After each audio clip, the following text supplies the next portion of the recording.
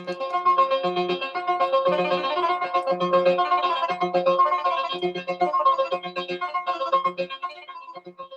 we are, State Wars Hockey Podcast number 37, straight from Long Island, New York. Tim McManus here with Greg Thompson on this beautiful New Year's Eve day. What's going on, GT? What's going on, Tim? Just, busy morning here. Woke up, rode that Peloton back there, and, just prepping for New Year's tonight. Just kind of, we're having our parents over just for a little shindig here. Nothing too crazy, just a couple appetizers and just hang out for a little while. I was going to mention, noticing here on that Peloton bike, I see the towel hanging there, so I figured that means you were using it. I'm using it, man. 3 for 3 days in a row.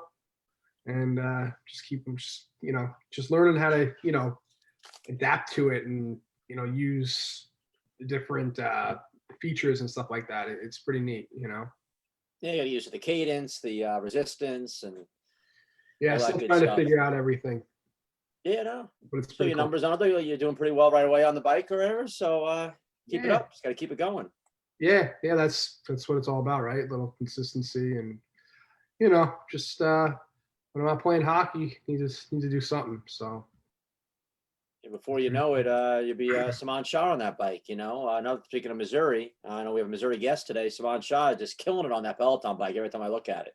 I know, right? He's loving that thing. It's all about it. He probably rides a couple times a day, right? Seems like it. His numbers, he gets in the 500-600s on that bike. I'm happy when I crush 300 on that bike in a 30-minute ride. He's doing 500-600 on there, so either he's got some kind of device that ups his numbers on there, which you never know nowadays. Those Jord guys with their watches and their technology, he might have a little fix, something set on that Peloton bike to double his numbers for all I know. Yeah, no, it's pretty neat. I'm an Orange Theory guy, but I haven't been going there. Just don't feel safe, safe enough going there with. I just don't want to wear a mask when I'm working out. Yeah. I have a hard time as it is, doing these exercises and running. I'm not going to put a mask on as well, just not doing it. So.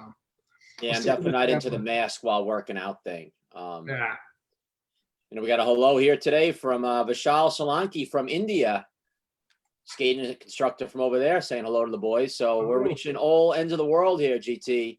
Even Happy out New in Year. India, they're watching State Wars Hockey Podcast, Glass Half Full Productions.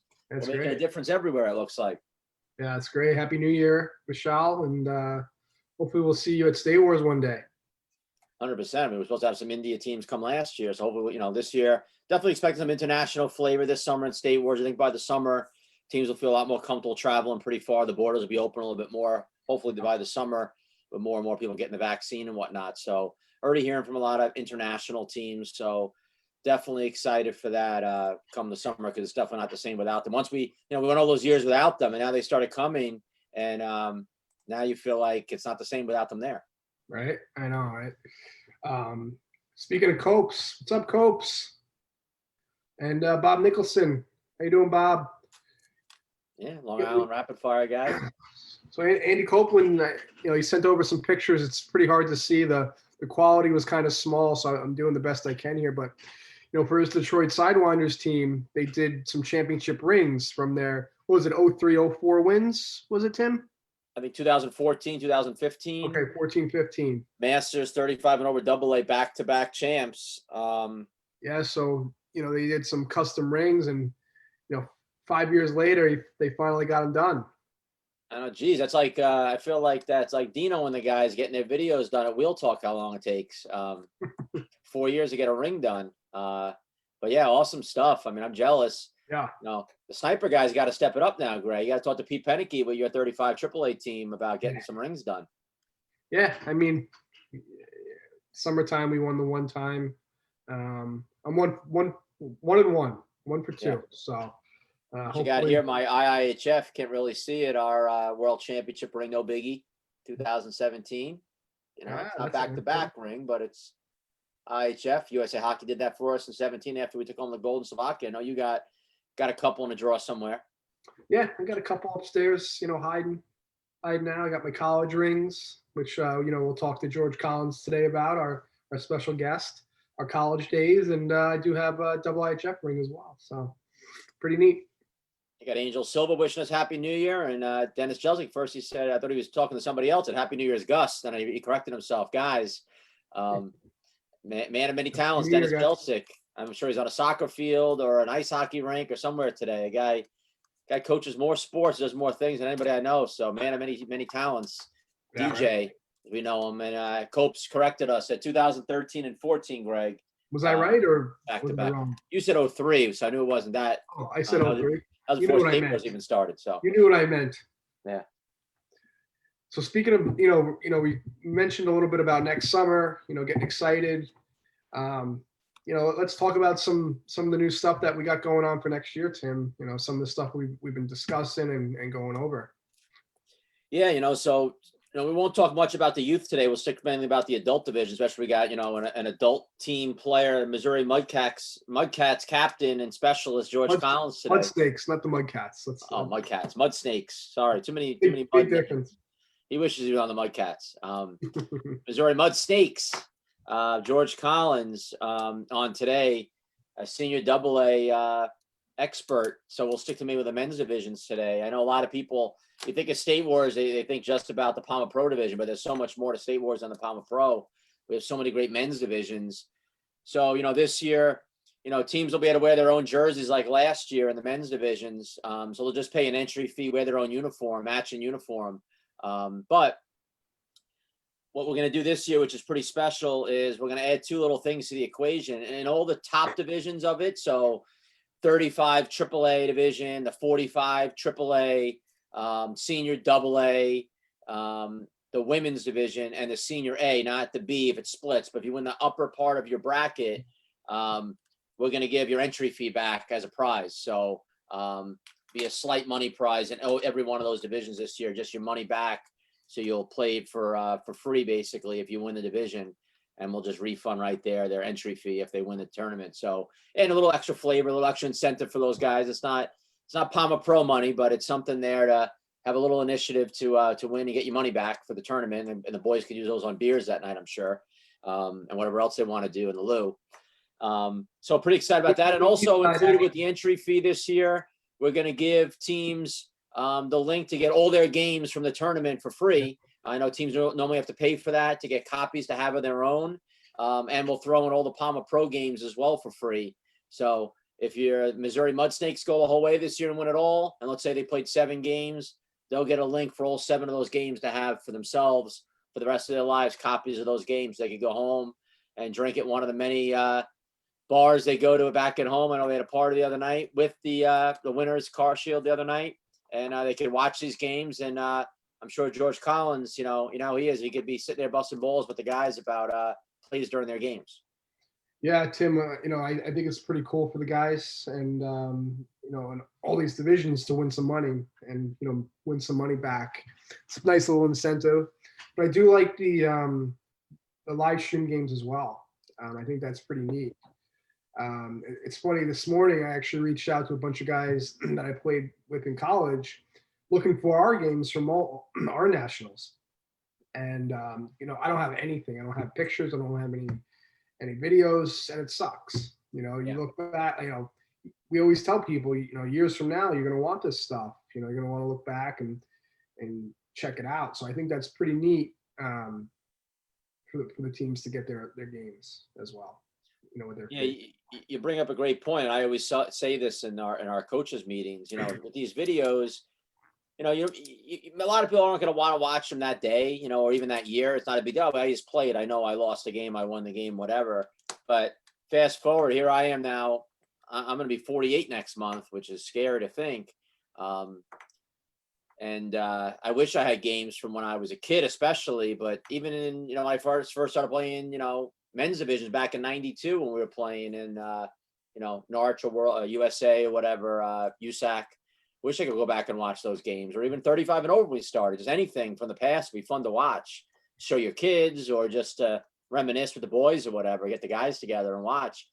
Think about all the Norwich Pro, wins in different divisions with the snipers. It'd be great if we could go back and watch, or stuff like that. So it's pretty awesome when you go back and watch video. So normally, it would cost a couple $100 for a team to do that. And you know how hard it is with guys. It's hard enough to get the entry fee or to get their waivers in to get all the cattle together to get an extra $20 a guy to get your videos or whatever. It's so guys don't even bother with it. So this year we just threw it in as part of the entry fee, and they'll have a copy of that, and it's just great for those guys to have that. So pretty exciting stuff for all those men's divisions and the women's divisions as well. Yeah, I definitely think that's pretty cool and different. You want to go over some of the Palma Pro stuff as well, like maybe the prizes and maybe some some news we got going on that may happen this next summer as well. Yeah, I mean, with Palma Pro, we're always trying to raise the bar and whatnot. And this year, we're going to add a little money to the equation. We slightly going to raise the entry fee a little bit with Palma Pro, but to make up for that, what we're going to do is just give out a lot more prize money and make it a little more incentive for everybody. In the past, it's always been a pretty much a winner take all situation, and it's kind of tough. One team wins all that money. So what we're going to do this year moving forward in the Palma Pro is we're still going to do every game, every round robin game a team wins, they're going to win $200. So a chance for a team to win $800 if they go 4-0 in the round robin, which is pretty awesome. And then beyond that, we're going to give money for playoff rounds, depending how far you advance. So if you advance to the quarterfinals and you win the quarterfinal game, you're going to win $300 for that win. So 4 teams will get a chance to win that. And then if you win the semifinal game, so 2 teams there, you're going to win $500 for that. So at this point, if you went 4-0 and then won your quarter and semifinal, you would already have won $1,600. And then for the championship, it's still going to be 20 grand to the winner, but we're also going to give 5 grand to second place. And I'm sure the Roadrunners are going, shit, why didn't you do that last year? But we decided to do it this year. 20 grand for first, 5 grand for second, and those quarter semifinal money also, and obviously the per game money. So that's pretty awesome stuff, I think. And as you know, Greg, not a ton of money for all those different wins, but guys definitely love that extra money, and it helps out with food and other things during the tournament. Yeah, for sure. I mean, guys, I know, when our team wins, guys usually go out for a nice dinner, good lunch. It's definitely a little something that helps out big time. In the past when we're played in different tournaments or even at State Wars, I think at one point, we did 20 and then 5 and split it up a little bit, but a lot of the teams like to maybe go all in, right? Yeah, so sometimes there's a little friendly wager before the championship game. So teams go, listen, all or nothing here. Right. So a team may get 25 grand, Right. Depending on the teams. So I think that's cool. It's good stuff. I think one year, I think it was Narch, we were playing in the final. I forgot what team it was, and they came up to me and asked, hey, do you want to just split it like beforehand? Yeah. They were nervous, It was like, no, but we're going to go all in, I can't remember who that was. Yeah, so you never know what may happen. The other thing with the, it's funny with the pro, I was going through the seeding, Greg, and here's the seeds going into next year of the top 8 teams. What we do is at State Wars, the seeds are based on how you finished the year before. It's just like World Championship. So there's no, Tim likes this team better, he got a better seed, or Greg likes this team, or whoever. The sponsors are involved. Because, Mission pays all this money as a sponsor. They got to, it's based on your seed in the year before, after the tournament's over. So here's how the seeding shakes out. Number 1 seed, Mission Black Ice. Number 2 seed, Tour Roadrunners. Number 3 seed, Mission La Beta Snipers. Number 4 seed, Tour Mudcats. Number 5 seed, Envious Rink Rat. Number 6 seed, Rink Rat. Number 7 seed was the Alkali Rebel Lions. So I don't know what Mars Blade name they're going to have this year, but they're the 7th seed. And then, believe it or not, the Palma La Beta Golden Knights with the 8th seed from last year. So that's our top 8. And when you break them into Pool A and Pool B like we do last year, and how we do that is first place seed in Pool A, then the second and third in the second one, then 4 and 5, then 6 and 7. When you do that, the pools wind up identical as last year for the top 4 spots. So wow. Black Ice, Mudcats, Envious Rink Rat, and Palma will be in Pool A. And then the Roadrunners, Snipers, Rink Rat, and Mars Blade will be in Pool B. And then the 4 teams that come into the division will then be placed in each of those divisions based on how we seed them. And, we got a lot of teams interested and whatnot for those spots. Yeah, it's pretty funny. I mean, a lot of years, I remember always playing the Border Cats during round robin. It was just an auto as for some reason, just the way we seeded Yeah. out, we'd always almost play the same teams in round robin, and it's funny that it happened this year. So that's kind of weird. Rink Rat we've played quite a lot too, I think, in the round robin. Yeah, And the Roadrunners exactly. too, we played them a couple times. Yeah. So it's pretty funny how things shake up here and pan out, but it's pretty neat. And did you want to talk about maybe some teams trying to get in, or maybe some ideas that have been brewing Yeah, through? I mean, we got some of the usuals, contacted us, as always. But what we had talked about many weeks ago was doing a young team this year in the pro division, and it was an idea I had. I remember one year at in ice hockey, you saw it in the World Championships, whatever they did. That North American team they had, but Connor McDavid was on, all these young guys. It was a Matthews. certain age group; they couldn't play with the other teams, and they did great. They were so fast and young. Did So they I thought beat about Sweden? that. Tim, did they beat Sweden? Or it's What's either? that? Did they beat Sweden in that tournament? I don't know I don't remember who they beat. I remember McKinnon had a nice goal on Lundqvist, like a backhander. It was a big goal. It might have been the winner. Yeah, I don't remember, but thinking of that idea. So I miss coaching so much. I only get to coach the sniper team there. So I was like, what I'm going to do is I'm going to put together a young team this year. I'm going to head coach it. We'll put them in the opposite pool of the snipers, so I could just coach them. And I've already talked to assistant coaches. I think Peter Dale and Jim Tamburino, who's the head coach of the USA Junior team, are going to join me. And he's also head coach of Farmingdale University. And if the playoffs come and we get that team to the playoffs and they play the snipers, then I'll have to let those guys handle that game. But just worried about the round robin. I'll be able to coach both teams that way. And what we're going to do is, we're going to look at young players that have never played in the pro division before. I'm thinking the 04, 03, 02 birth years. And then we'll ask some guys, 01s, 2099s, maybe that have never played, if we want to add some older guys. But we're going to take 12 skaters, 2 goalies. They're players that play at State Wars, are playing at State Wars this summer in one of their other divisions. And we're going to put a team together to play as a young team. I haven't decided on the name yet. Young Guns has already been taken, and George Collins played with one of those Young Guns teams we'll talk about today from Missouri. Mm-hmm. So we're going to have a good name for that team.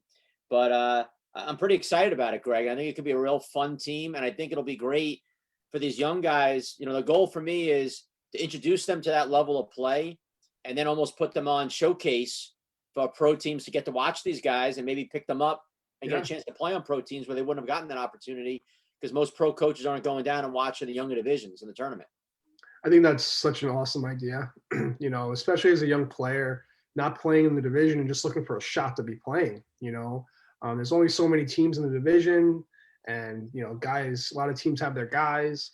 Right. And this gives them an opportunity to really showcase their talents, like you said, and get their name out there to maybe some of the bigger sponsor teams. And I think it's really cool. And I think kids will really, really be interested in that for sure. Yeah. So if players are interested, they could contact me, let me know they are interested. Obviously, it's going to be a real tough process for us to pick players. Yeah. We're going to pick 60.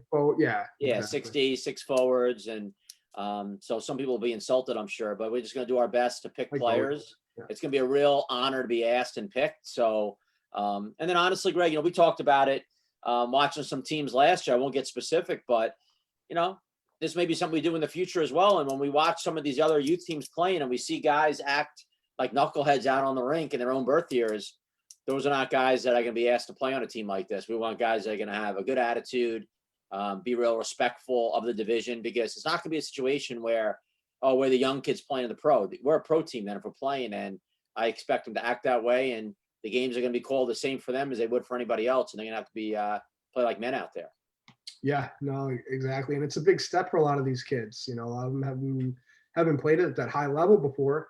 Maybe ice hockey, got guys that play juniors, stuff like that. But it's just a different level of roller hockey for a lot of these kids. And I just think it's a cool stepping stone for a lot of them, who haven't been able to play in that pro division before.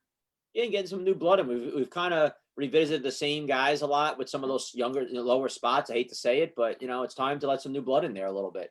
Yeah. I heard from our buddies from the Beta Shakers the other day. They were trying to put together a really good international team last year, and they're excited. They want to come this year, so they're working on that already. So that's exciting. And speaking international again, Bruno Gomes, our buddy, just said hello, happy New Year to you guys. See you next year. So definitely, Bruno, looking forward to seeing you and all the boys. Facundo Bruno and definitely used Google Translate for that one. yeah, that's pretty good English for him in that. Yeah. And then Pennsylvania in the house here, Dave Porter and Donnie Leishman, two of our great coaches from PA, saying Happy New Year to you guys. And I think today it's Iowa State Director Rob Cooker's birthday. So big shout out to Big Rob out in Iowa. Hopefully he's having a good day for his birthday today. Happy birthday there, Rob, and Happy New Year to everyone. And hope you had a great holiday season and enjoy tonight and be careful. So let's talk a little bit about our guest here coming up. He's been in the waiting room here. We're going to bring him in a minute. So today, Greg, we have a guy that we both know really well. You better than most, as he was your college roommate at Lindenwood University many, many moons ago. And I'm sure just as we get him a little bit today, I'm sure we're going to hear some things about you as well from him because he knows you pretty well as well. That's the double-edged sword here. But remember, my mom's watching, George. Yeah, George already knows it's a PG-13 show here today. You know, PJ Tallis said Happy New Year. Katie Fisher, our friend from Ohio, and PJ from Missouri. New Year, guys.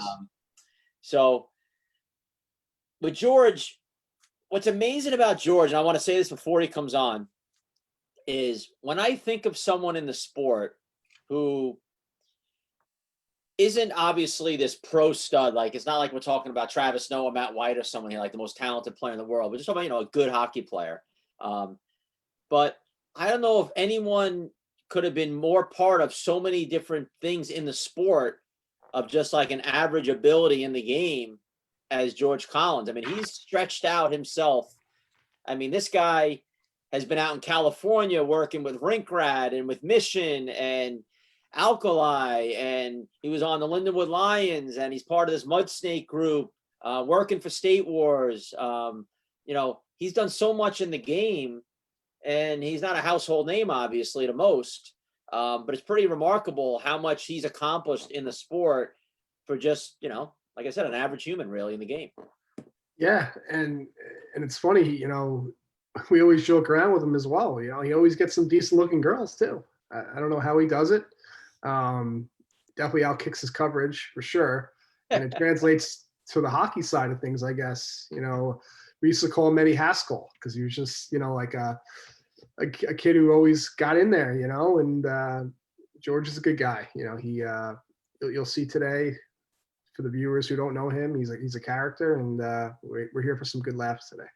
It's funny, when we were looking for a guest today, I was sleeping, and people that don't know this about me, when I'm sleeping at night, I don't sleep very well. My mind's always racing about what's coming up, whether it's work or family, whatever. I just constantly mind rushes. And we were trying to figure out who our guest was going to be this week because it was a holiday week and a lot going on for a lot of people.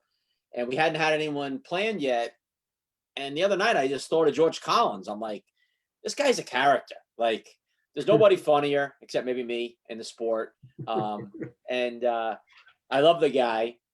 He's been a part of so much, and I know he'd be a great guest. I was just more worried about, all right, we got to keep him on the reins a little bit, knowing our viewership here. But I just thought of George, and the next day I get a text from Greg, and he's like, hey, how about maybe George Collins for the show? And I'm like, that's what I was thinking, So it's amazing that we both thought the same thing, and it just shows, how what we both think of George and what a character he is. So without further ado, let's bring Eddie Haskell in here. Got music, Greg?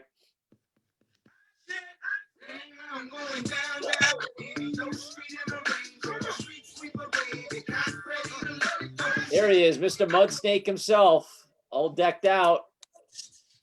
Mud uniform today, baby. What's up, Georgie? Life's good, baby. How are you? Are you in your college dorm right now? That's what I feel like I'm talking to you in right now. No, I'm sitting back. Like, I got a little office set up and a laundry room over here. So hanging out in Chesterfield, Missouri, enjoying life. All right. Well, happy New Year's Eve day to you. Same to you guys. How's everything going up in New York? Lockdown? Yeah, I mean, it's locked down to a certain degree, but I don't really do much anyway, so I feel it's not much different than me, So the good part is I don't have to see certain people I don't want to see. An easy excuse now is, I can't come over. Like tonight, I normally go over to some friend's house, and my wife wanted to go. Should we go? And I'm like, I really don't feel comfortable with COVID, so it's just an easy excuse to get out of going now. Antisocial is a new style. George, I see you covering some spots up there. Yeah, you're one to talk. If this was an 80s band, we'd be Timmy and the Terrible Headlines or Hairlines. Get the hell out of here. He knew that one was coming. He definitely wrote that one down. I talked to Kramer this morning. He said you look like Sergeant Slaughter. All right. It's scary at almost 48 that I got the best hair in this group here. That doesn't say much for you guys, I don't think. Hey, no kidding. Tim's got the best. Thank God I best don't need comb over. hair. What's that? So thank God I don't need hair. Oh, okay. So George, well, I guess we're going to start here. Obviously, Missouri to me has always been a big hotbed for roller hockey, and you've been a part of it for a long time. But so, when did you start? What got you started in roller hockey in the first place? Geez, I must have been. I think I was like 9 years old. I was always like playing soccer growing up. Like it was like all I did. And then my cousin Zach Rice, him and I, we're still very close to this day, and he'll be a part of the Mudsnakes 35 team this summer. But started playing hockey, and I was like, well, we're wheeling around his basement. I'm like, well, I want to play hockey too. And so really, honestly, that's the only reason I got into it is because he did it, and then I, well, loved it. So we got to blame Zach, is what you're saying. Pretty much, yeah. George, I mean, your family was pretty hardcore soccer people too, right? Definitely. No So doubt. how was that transition when you kind of fizzled out of soccer? Well, they weren't happy, but it was one of those things where I was like, well, I just got burnt out on soccer. I got like 13 years old. I was doing it too much, just really got burnt out. And then, well, picked up hockey, and well, the rest is history, I guess, or lack of history. You telling me that parents can burn their kids out, George, in sports? No, it was actually my coaches. I had a couple coaches in soccer that were just absolute donkeys. And by the time I hit 13 years old, like, I'm like, you know what? If you make me run around this field one more time, I'm going to lose my mind. And yeah, just kind of once I hit high school, just kind of shut it down with soccer. And I was like, all right, well, what am I going to do? I guess I'll keep playing hockey. That's a message at home. It's not just hockey parents and coaches that are crazy. It's all sports. Trust me. I have kids playing 3 different sports. They're nuts in every one of them. Every single one. It's insane. So, you start playing as a young guy there. You wind up going to Lindenwood University. Is that the first time you had met Greg or heard of Greg Thompson, him coming to school there? What a pick. This is Tom Bruce. Yeah, that's not Greg there. That's Tom Bruce. Yeah, I know. And Vanilla Ice with him. Like, I've heard of Greg, and I've heard of the Snipers and like Tour Dragons and stuff. Like I played with the Blast growing up, so we had like minor interactions there. But then like got to Lindenwood and well, the mayor was in town. It was hilarious. And you guys were roommates right off the bat? Well, I roomed with a kid, Derek Tunison, who was from Detroit, a great guy. He was actually my line mate, I think, all 4 years for the most part.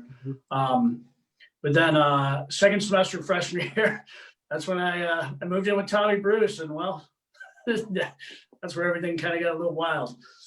Right. This picture right here, you got a young Phil Maroon. Oh, look at that. Down here. Shallow hell. Mike Mizuraka, Ken Moser, myself, George, and so I don't know who that was. That was one of their buddies, right? Mizuraka's friend. Yeah. Too funny, huh? You So dig those off Lindenwood my back Facebook? then. Lindenwood was a powerhouse back then. So I believe, I know, and Greg, were you there, Greg? You guys won all 4 years, national championships or whatever. So George, when you were at Lindenwood, hockey-wise, how would you rate this guy with us here, GT, as far as all-time Lindenwood players? Is he up there? I'd say he's probably number one, honestly. Okay. That's I do have a chance to sewer him right there, but I'm not going to. I think he is probably the best one. He went to the Hall of Fame before the rest of the team, so what's that say? Yeah. And you guys had some pretty good talent. You had Travis Fudge, you had Tommy Bruce, you had GT. Brandon Barnett and Jeff Hill. Marshawn. Yeah, like a pro team right there. Marshawn. Yes.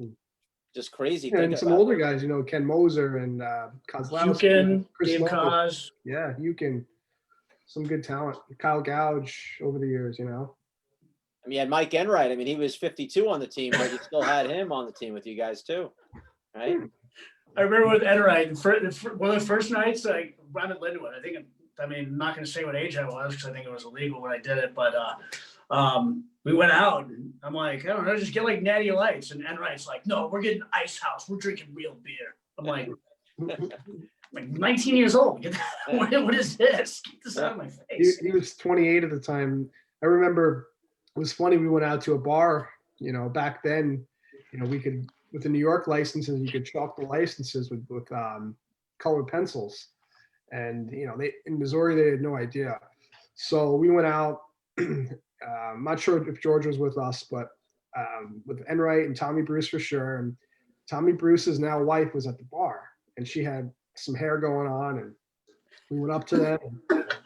And I remember Enright to this day.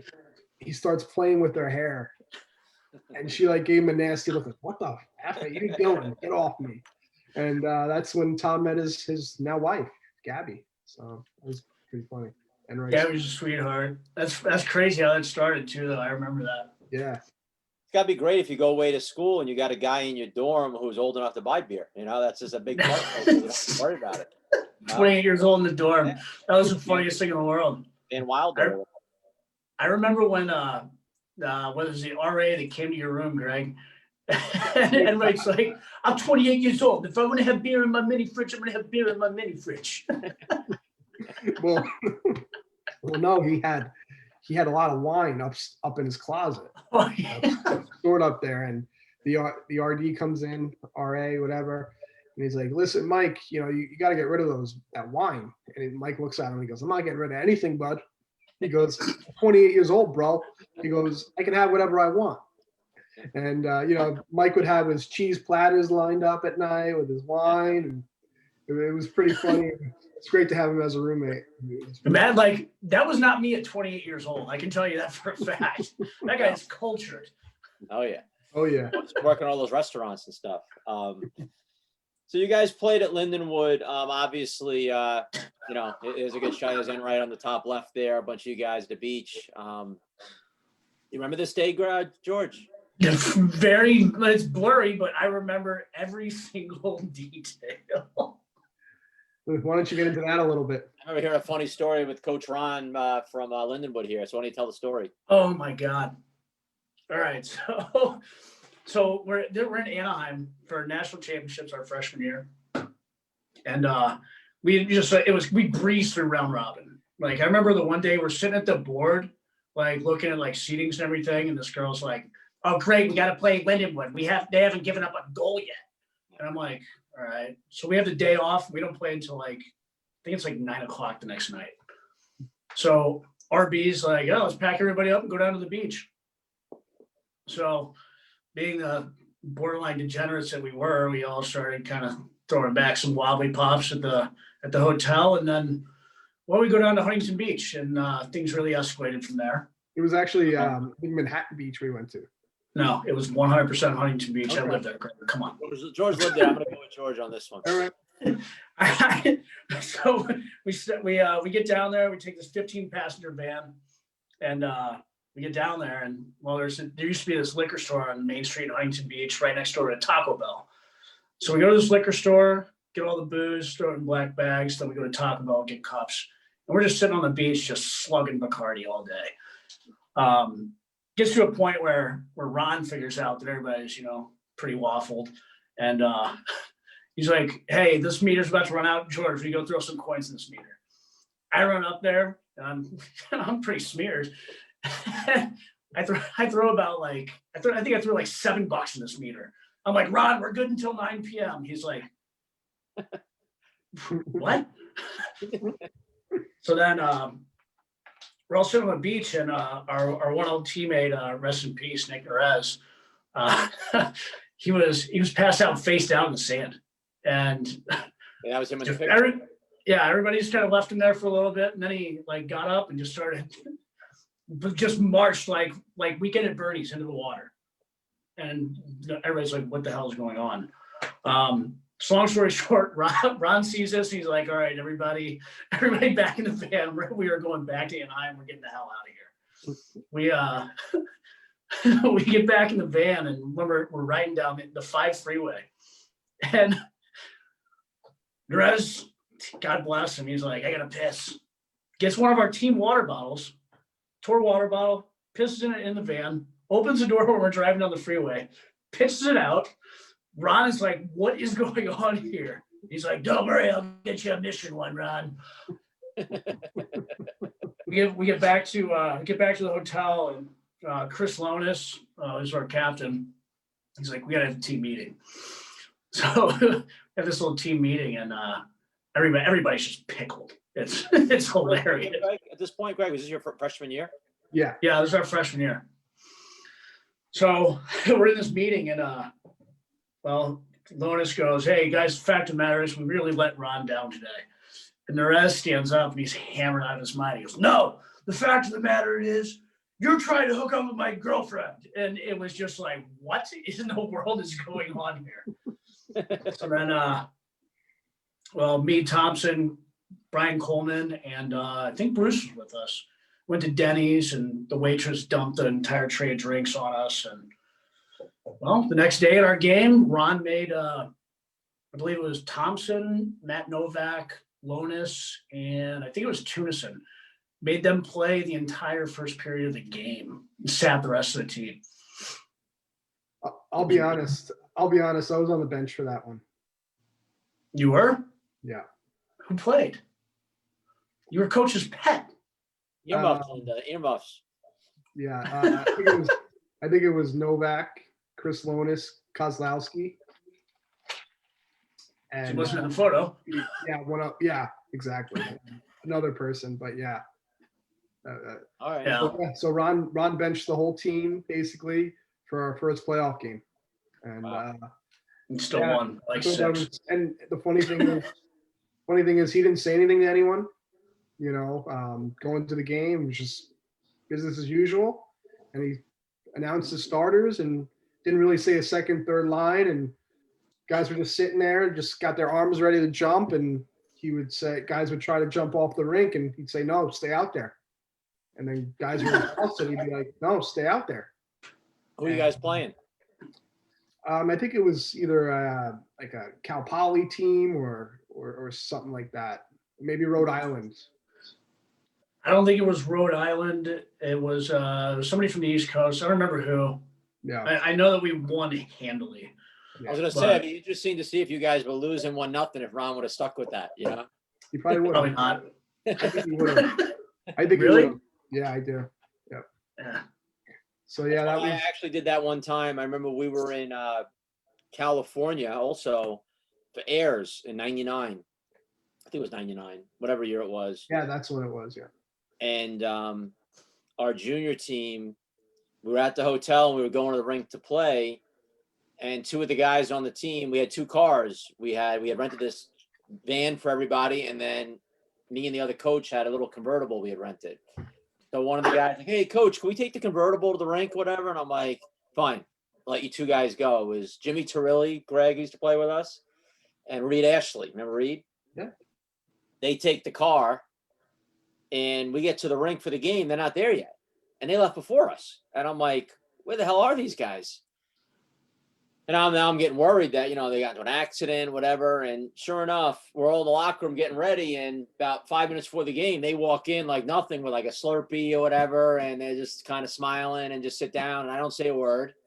And then the game started, and maybe it was 3 guys or 4 guys. And I did the same thing. I sat them the entire game. I just sat them all the whole game.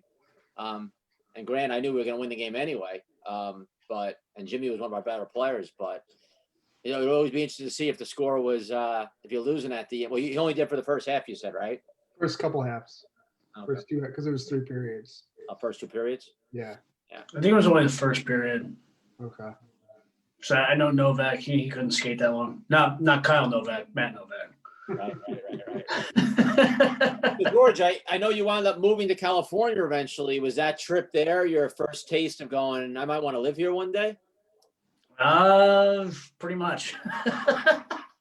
Yeah, I went out there. I was just kind of like, I mean, got done with college, really didn't know what I was going to do here. Just kind of bored.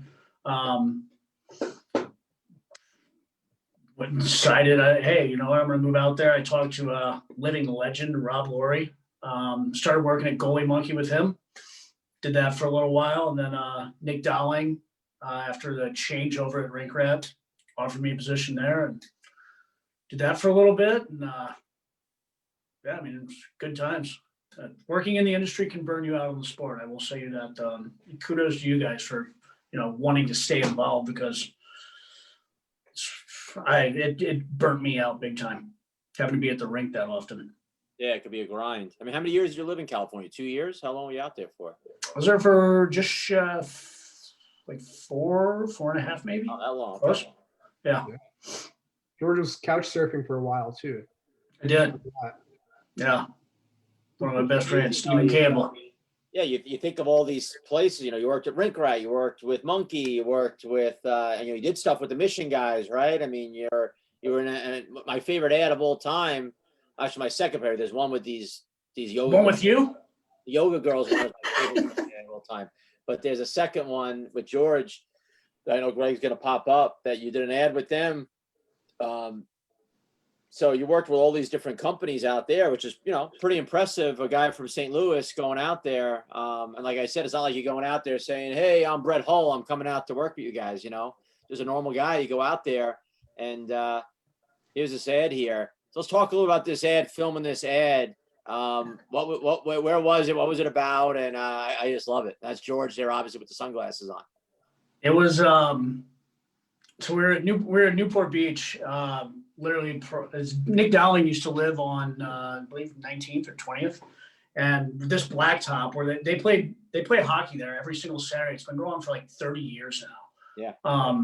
So they just they had all the guys that were like sponsored, brought a couple gals out. Everybody was drinking, eating pizza and stuff like that, and yeah, it was just rescuers like, yo, you want to do this? I'm like, yeah, sure.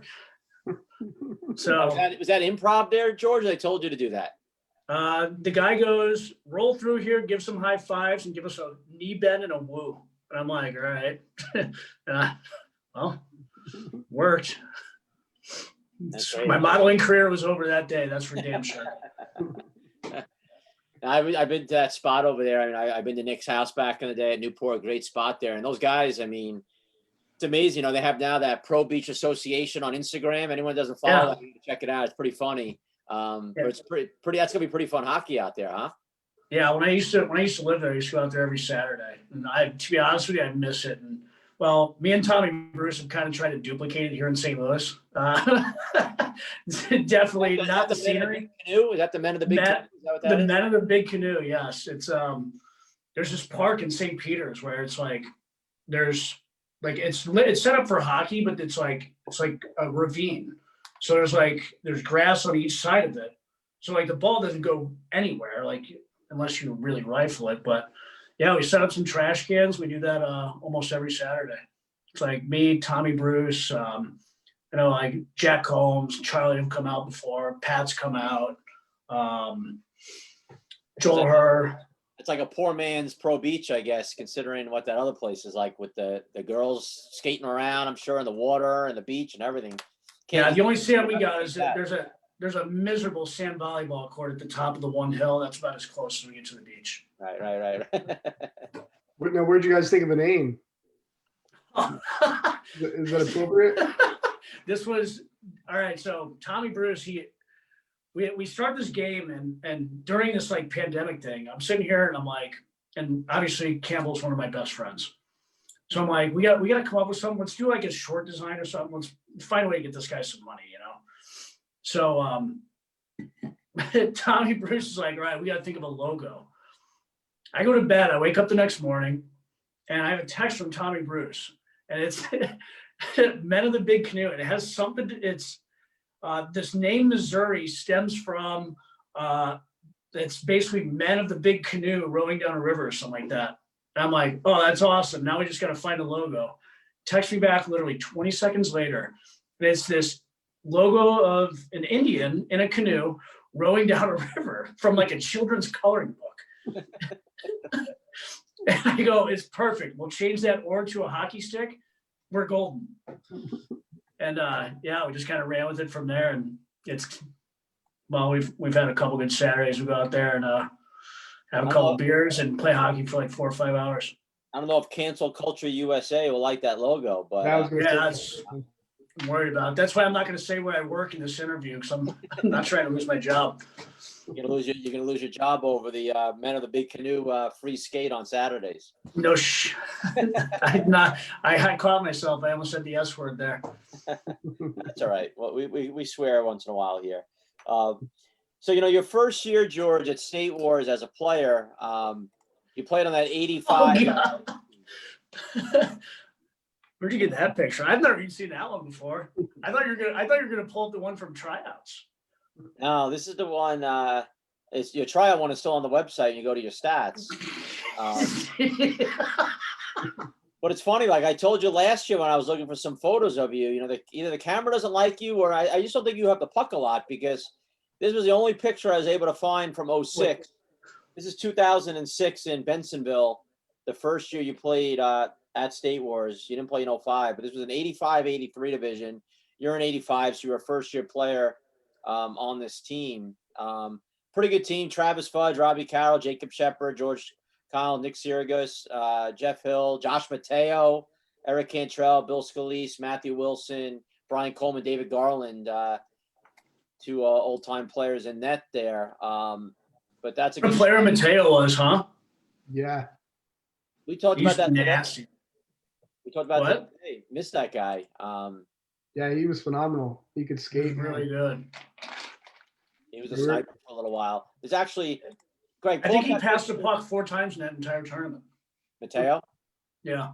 Hey, Greg, pull up that Mateo picture I sent you. It's a pretty good picture. I told Greg here, he's talking to Hill here, and I'm like, I can only imagine what Mateo's saying to him in his ear here in this picture. Yeah, I was going to send that. I was wide open. Yeah. Probably saying, listen, I know you scored, but I was open, dude. Exactly. You have to talk to somebody better. There's another great picture from that game. So the one game you guys are playing Wisconsin.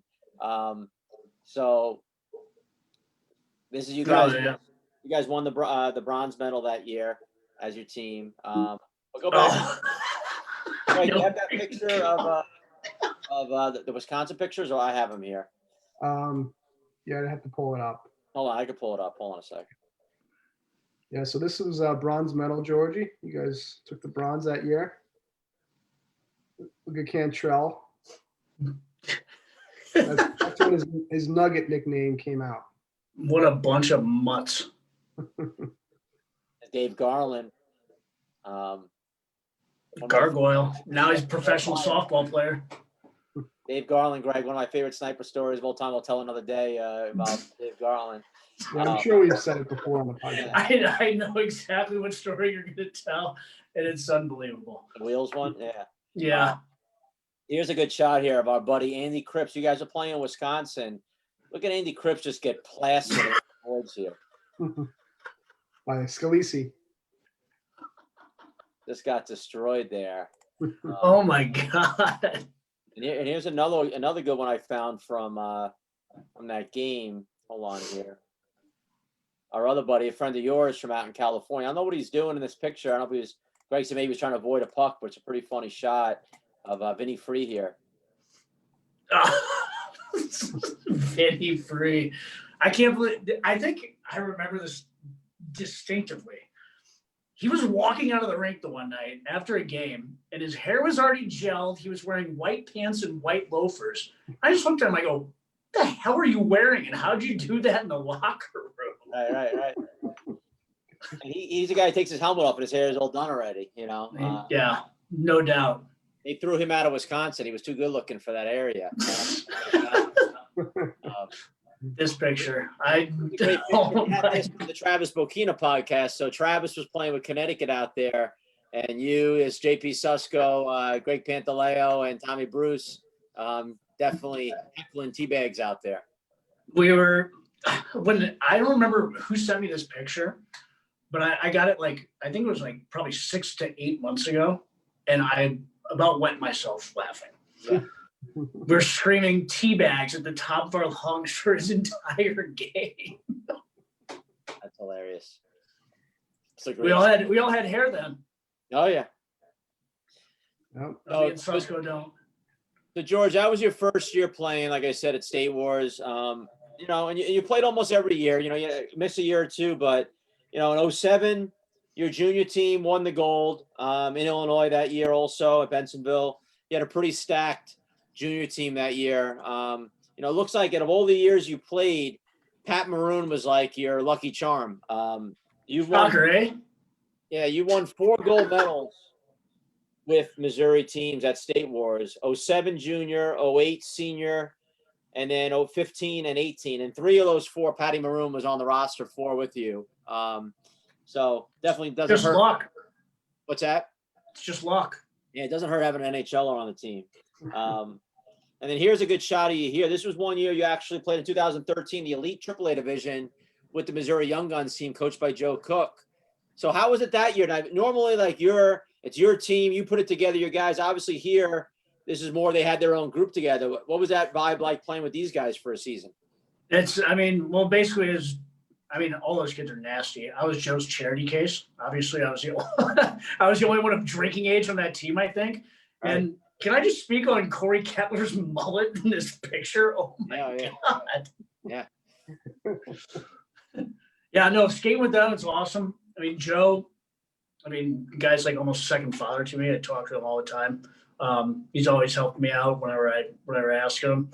And I'm not even sure. I might have been there I wasn't there with Rink Rat.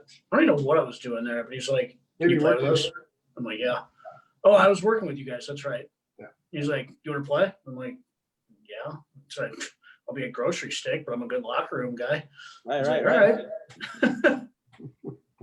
Greg, I think we should have, George's middle name should have been, I know we used to call him Kip. It should have been Bronze. I'm looking at, you got 5 bronze medals, George, out there. So definitely took home a lot of bronze medals over your career at State Wars.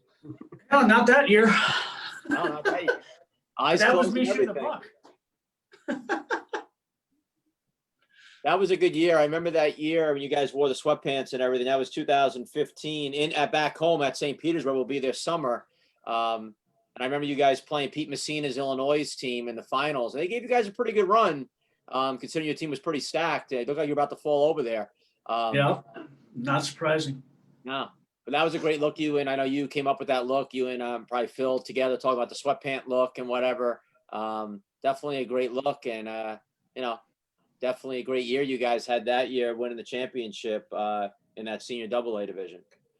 Yeah, that was fun. And actually, the gloves and helmet, which I got from Palma, were looked pretty good with that uniform. And then we beat them, so it was fun.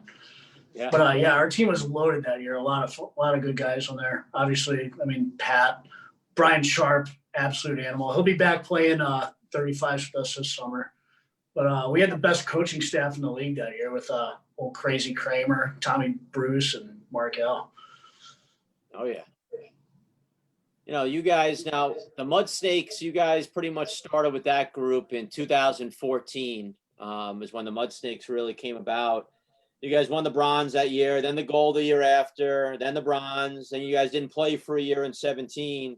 Then you guys came back in 18 in Missouri, won the gold again with this picture here. Love that uniform. And then No sweatpants in this one.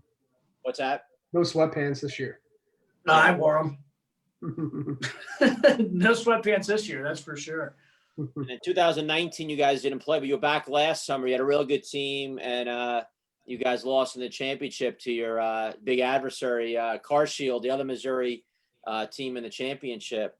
So we talked about this before on this podcast, how we put a lot of attention, obviously, to the Palma Pro. It is the best division in the world, but this senior AA division just keeps getting better and better. And there are a lot of players and teams in that could compete with a lot of guys in the pro division. So, there's got to be a lot of pride with your guys, especially playing other Missouri teams, just to win that AA.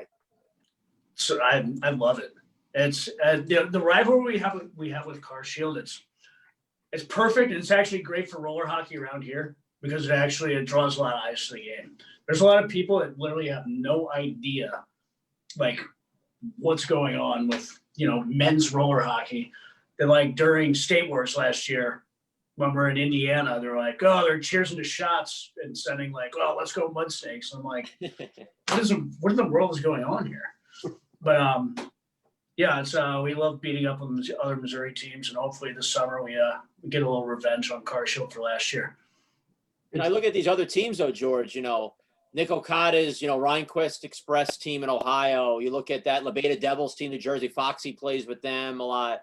Their old dad news guys in Colorado, Palma from Cali. Wisconsin. That Flossin Sauce team, Wisconsin this year. They raised some eyebrows. They knocked Palmer out. You said last week, Greg, right? Early in the playoffs. There's some good teams in that division. There's a lot of good teams in that division. There's no doubt. I think this year is probably going to be the strongest that division's ever been. And last year was very good. Greg, you're jumping in there. I'm sorry. Yeah, no. I mean, I love watching that division. I mean, a lot of ex-pro guys, kids who are just at that cusp. It's just really competitive, and it's fun watching you guys play and battle it out. But this year, I loved how Carshield paid for a cameo with Pat Maroon, and had Pat Maroon say a little something to you guys, on behalf of Carshield. So that was pretty hysterical as well. And it was. You guys have to pay. My question is, you guys have to pay for that cameo? Well, Carshield paid for it. Yeah, Carshield pays them for commercials. Of course, they're paying them for a cameo. That's Maroon could throw a bone to the boys. now. Do you think Pat would, is he a mud snake at heart, or would he be playing with those Carshield guys? You want to hear something great? And it's something we're working on. It's definitely not finalized yet. Pat called me like probably a month ago at this point.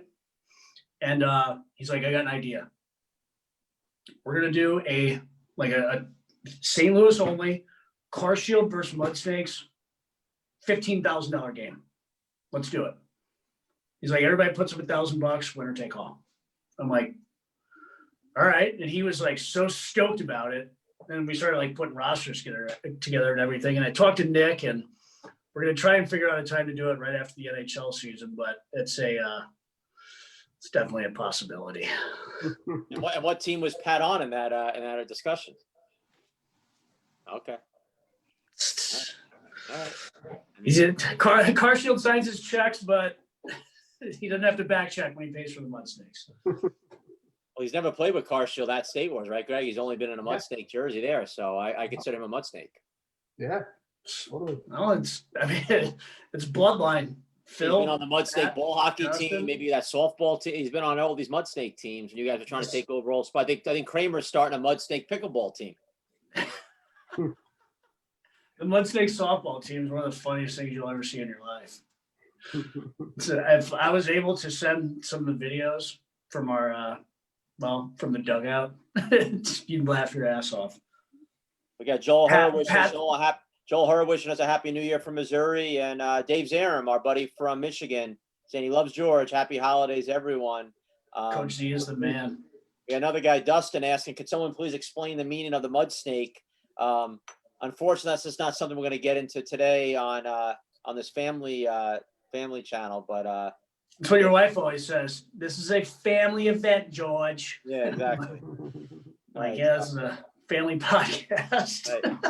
Right.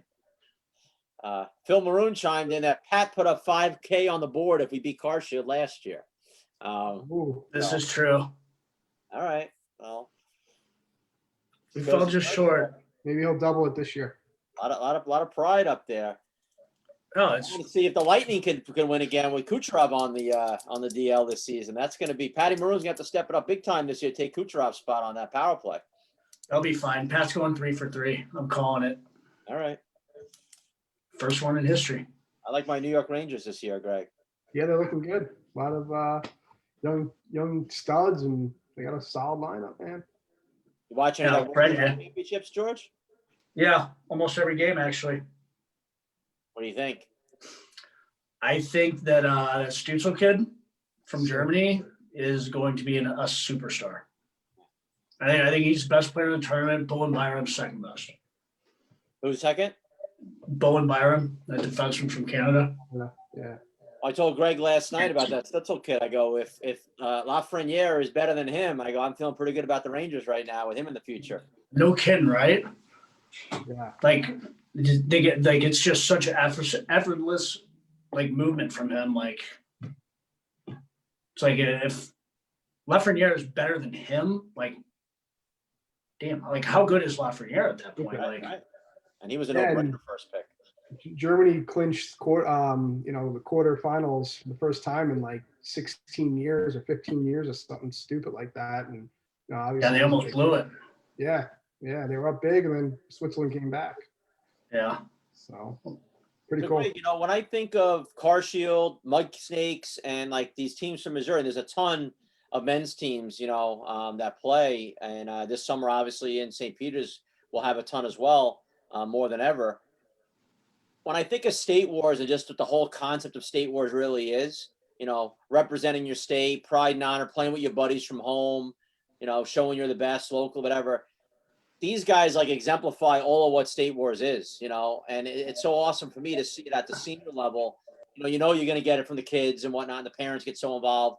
But, we see it in 35 and over. We see it even in 45 and over. This year, we're going to have our first 55 and over, for God's sakes, we're going to have to keep an ambulance outside for that division. But, we're excited for that, and I see it. And what you guys do, George, it just shows that, the pride of, again, playing with your buddies, representing your home state, and just saying, screw you guys, Missouri's number one. It's pretty awesome to see. Yeah, it's obviously there's teams from everywhere. They're like great. Like you said, the Colorado guys are awesome. Scotty Ives guys, the DSC Devils, they're always going to bring a good team. There's Palma, like there's so many good teams out there. It's like, because we're at home, like that's how this rivalry develops. There's a tours tournament, the 15th of January, that there is so much shit talking going on via group text messages that it's like, Great. I'm like, I can't keep up. Like, guys, I got to work. I can't text back. It was pretty awesome. The one year in St. Louis, Greg, I remember it was so packed every game. And there were people coming down to watch the men's games, the Palma Pro games or whatever. I remember seeing Scotty Rupp down there watching games, or so many Missouri guys, Greg Garsh came down, like guys I haven't seen in ages coming down to watch. And then a lot of people I didn't even know just checking out games. And it was pretty awesome to see. They just love the sport out there. Steve Campbell wants to know, have I missed George take his hat off yet for the fans? No, Soupy, No. He has not done that for the fans yet. No, I'm not going to do it either, because this brand right here is paying me to keep this hat on through the entire interview. Yeah, no, back to, Missouri's got St. Louis area especially has such deep roots in roller hockey. And a lot of people don't realize that, roller hockey out there is, growing up, obviously, especially, was just phenomenal. And there's so many guys still playing to this day. And it's so cool to see. We see it in our senior A division as well. And there's just so many teams that come out of the woodworks, and when I look at these rosters, I'm like, wow, like I remember this kid when I was 12, like playing back at the old Ayers days. I remember these guys when I was playing in college out there, and there's just so much roller hockey out in St. Louis. It's just crazy, it's crazy to see, like the rinks, Madison, they went down to one rink, the wheel rink shut down, but guys are still playing, and it's so good to see. I'm gonna find a place to play always. And with ice hockey kind of exploding here the way it is now. Yeah. As long as you can get the ice coaches to let these kids like live their lives and kind of do what they want to do, it's only going to be good for roller hockey. And it's as long as like the sport grows as a whole, that's good. Obviously there needs to be more rinks, but there needs to be more participation as well. Yeah, exactly. And guys, a lot of guys are playing at Queenie Park and Yep. which was Madison and All American, obviously, right? Yep. I think that's the only three that are left. I know Yeah. Fenton, when they converted from ice to roller for like Mohan and stuff like that. But yeah, it's really it. It's amazing. I'm looking here, and I've showed this book before. So George, 1997 Ayers Nationals at All-American. You can see up there it says Tim Master because I was working for the tournament that year, and that's where I got to really. St. Master Louis- Tim. Yeah. the Yeah. Master. My wife wrote that on there. Tim But this is when I really, St. Louis became meaning a lot to me. I made a lot of close friends that year because I worked out there for 2 weeks, and I got to know the Maroon family and Rob Ferrara and the Garshes and all them, and they treated me all so well. I remember I think Pat was playing, and I'm looking here, the Atom division that year. And I'm looking here, I see the Squirt division, face-off Flyers, Greg Thompson on the roster there. I'm not sure if you played in this tournament, George. I don't think I did. That was prior to me actually playing. No, I didn't play. But it's amazing, Greg. You see so many programs back then in Missouri, like right here in the Squirt division only, just from Missouri. You have the St. Louis Jammers. You have That was O'Kane's team, I think. yeah, O'Kane's brother was on. I think his dad coached it. Yeah. The Midwest Fighting Saints. Park, yeah. You have here. You have. That was Turnbull's rink, but No, he wasn't on that team. The K Banshee here. Greg Roy Rhinos. was on that team. Jeff Hill was on that team. Yeah. You have the Tour Bandits, obviously. Tim O'Leary, head coach. His son on that team. Travis Fudge was on that team. Sean Muncie was on that team. Then the Blast. Dan Jansen coaching that team. Sean Garsh was on that team. Justin Maroon was on that team. Branches Rhinos, which I remember having one of their sticks many years ago. Servant coaching that team. Coleman was the goalie. Who? Brian Coleman. He's not the goalie on that team here. Oh, okay. The goalies there were Tony Allen and Tyler Kraus. And then you have the St. Louis Blast, another team. And on this one, you got Phil Maroon. Cam Jansen was on that team. he might be back this summer. That'd be awesome. So Yeah, Tim, I didn't tell you this, but yesterday I tweeted out to Cam Jansen and Andy Strickland. They run a podcast out in St. Louis. So I said, guys, I put Phil on the tweet. I said, let's get you guys out to State Wars to air an episode, next summer at State Wars. And Phil said he said he was going to beat Cam Jansen up if he didn't. So Cam replied and he said, done. So I guess they'll be there next summer. Well, according to Phil, which this is according to Phil, Cam might play with us for 35s. Cool. all right. So you better buckle your chin strap, Thompson, because he might come for you. Well, I don't go that fast anyway, so I'll be all right, I think. I don't go so you're not a moving target. Yeah, exactly. Well, it would be the first time. I mean, besides Pat Maroon, we've had other Stanley Cup winners from Missouri playing at State Wars before, right? Yeah, Andy McDonald and Bowling. Yeah. Yeah, so they got a bowling there. Another guy you could throw him down, right? So could be interesting. Is bowling's not 35 yet, though, right? He's much younger. Maybe right? next year. He's an 87. Yeah, 2 years. Yeah. Okay. So George, I got a couple questions for you. We usually do this little speed round here where we ask some questions, get some quick answers from you to just see a little bit. And the question no one would have gotten is who signed the first State Wars Palma Pro check for us, written out who was winning. I was busy coaching that team and winning the championship that year. So there you are, right? Mission Levada Snipers on the check that first year. In perfect English. Yes. And there's me and George coming over from Colorado. We went out, ran a tryout out there with CJ Yoder for one of our tryouts. I think that was probably 2016, 2017, George. Obviously, Pat Maroon was on the Oilers that year. That'd be my guess. Do you remember that trip, George?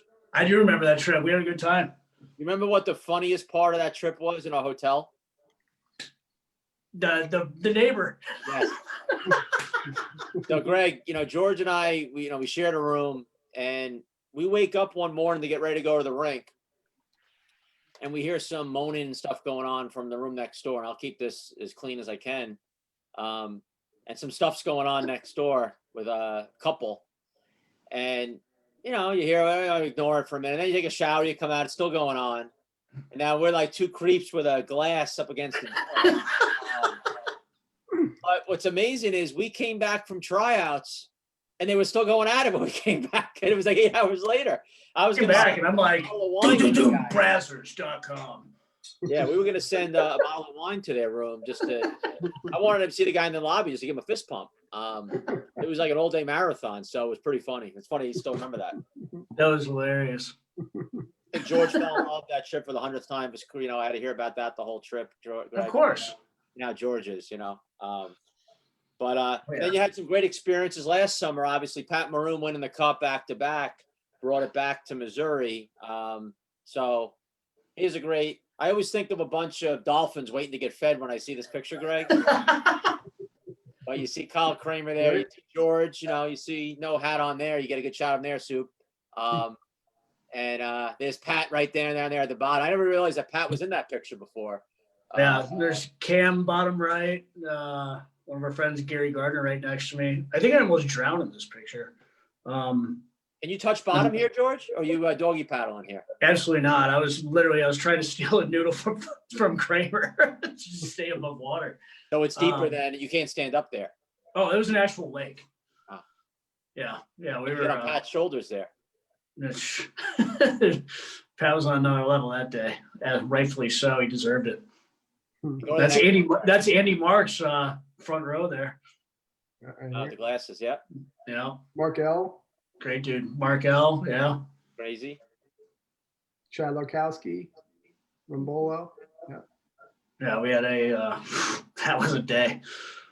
And the next one here, this is where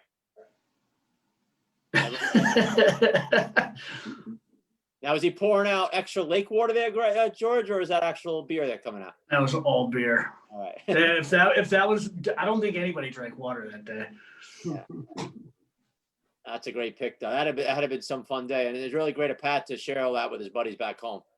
Oh yeah, it was incredible. I mean, it was like first class all the way through. He had like a party bus that took like a bunch of us out there. It was like me, Kramer, Markel, Gary Gardner, Timmy Gardner. You said Sean Muncie earlier. He was on there. Cam. Party bus brought us out to like people have farms and people have ranches. Like this was a straight up ranch. And it was, first class all the way through. That's awesome stuff there. So cool. Let's get into some questions here, George. So, Yikes. text or call? Call. IPA or just a Bud Light can?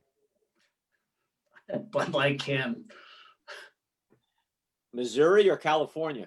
Missouri. Even though In-N-Out's my number one. But Grizzly Wintergreen or Skull Wintergreen? Grizzly all day.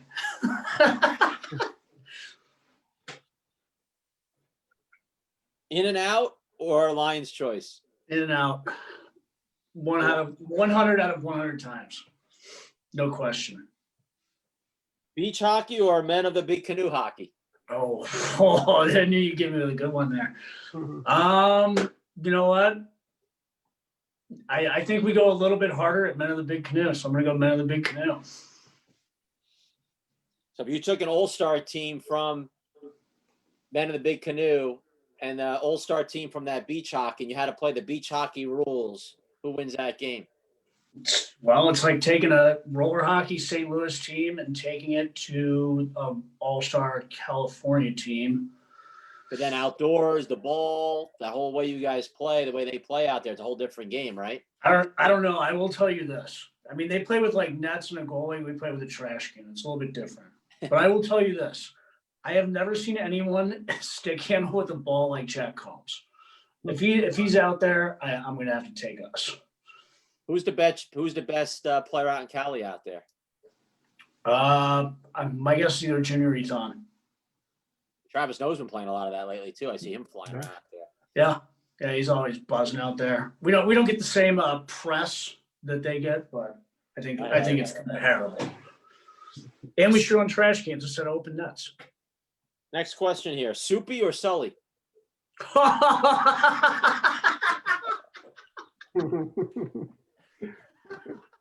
on, you're making me choose between my two best friends. What the hell is this? I won't do that to you. Best locker room guy.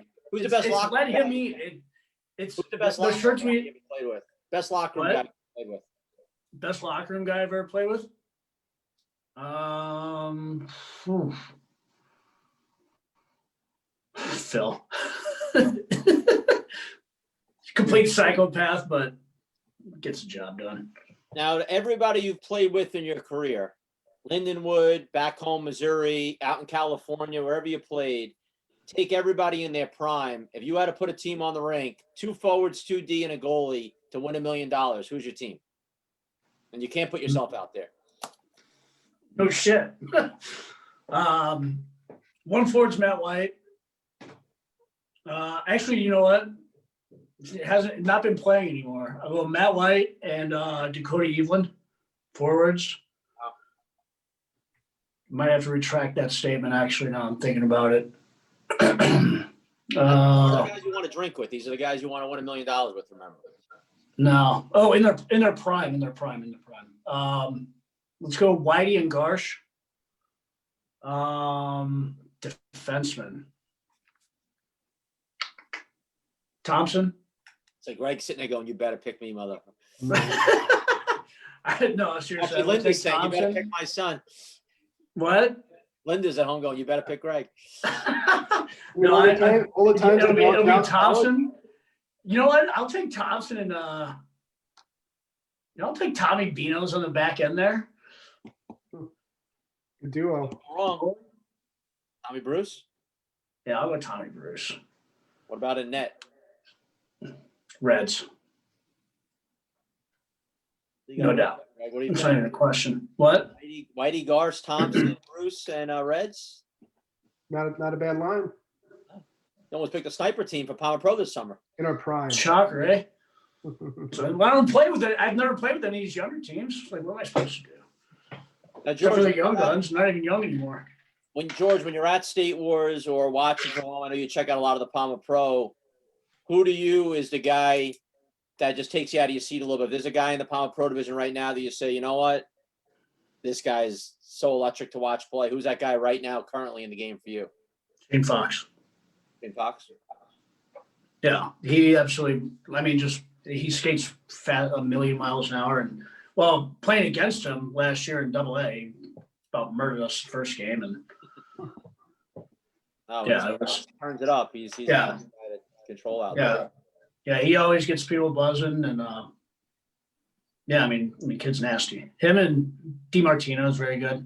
I do like watching that Roadrunners team. Like when I've caught them like briefly, they wheel around. That Jaden Guzman, Yeah, kid's he's a little also- June bug out there. Oh yeah, for sure. Now George, obviously, we've said before in the senior AA division, there's guys in that division that can hang in the pro, just like there's guys in the pro that probably belong and playing in senior AA. Yeah, my entire time I played pro.